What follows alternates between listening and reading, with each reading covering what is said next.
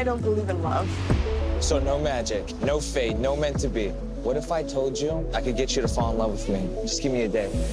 An hour. First of all, thanks so much for taking the time to sit down with us and talk a little bit about this movie. Of course. I think I'd be remiss not to ask you. We've got the pragmatist and the romantic. So where do you guys fall on that spectrum? I'm a pragmatist for sure. I think that's why I love Natasha so much, is because she is a reflection of not only myself, but so many of my friends. And I consider myself to be a romantic. Almost as hopeless as Daniel. It's aspiring, but I'm definitely romantic. So you do kind of mirror your characters in the film. Definitely, yeah. Now, I read that an essential accessory for you, Charles, is a notebook, much like your character. Do you have a notebook on you right now? I have it in my fanny pack right now. Did you write anything in your notebook? Did anything while you were shooting the film inspire you to write about the experience? Yeah, definitely. So I was reading a lot of, I was reading Robert Frost and William Shakespeare and a lot of Lang Leave and different other poets, and just, yeah, writing in my free time, on set, off set. Back to another central theme of the movie. Do you feel like that fate is really a thing, or do you think there's a cosmic watchmaker making sure we're in the right place at the right time, or is it more random than that to you? I believe fate is real. It's something that exists, and you know, there's moments in life that happen that you may not understand right now that may make sense tomorrow, a year from now, 2 years from now, and it's just a matter of being present in the now and understanding that what is and what's meant to be is meant to be. What will happen, but with the sense of being completely present and open to that.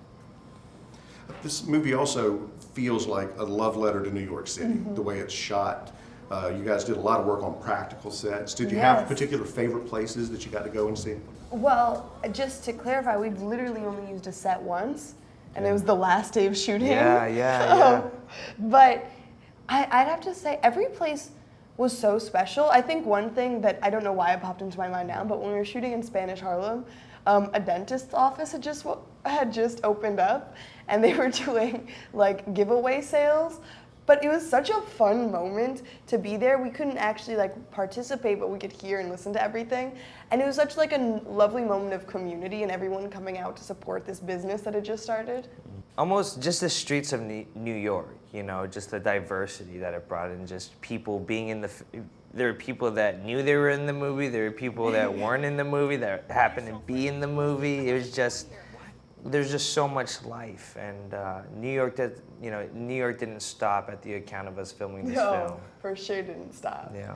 The subtext in this film about immigration, and the script doesn't shy away from talking about the current political climate. Talk a little bit about that story within a story from your point of view.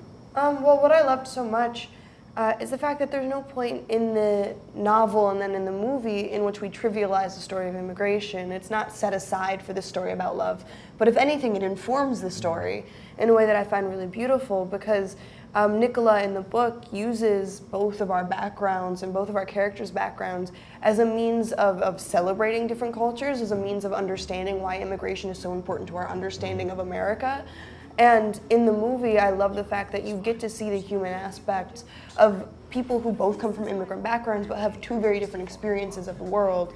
And it's necessary, you know, especially when talking about deportation, that we do have that perspective of looking at this from the point of view of a family leaving their home rather than, oh, an immigrant going back to wherever you think they should be. Well, thank you both very much for your time. I greatly appreciate it. Thank you. Good luck to both of you. Thank you. Thank you.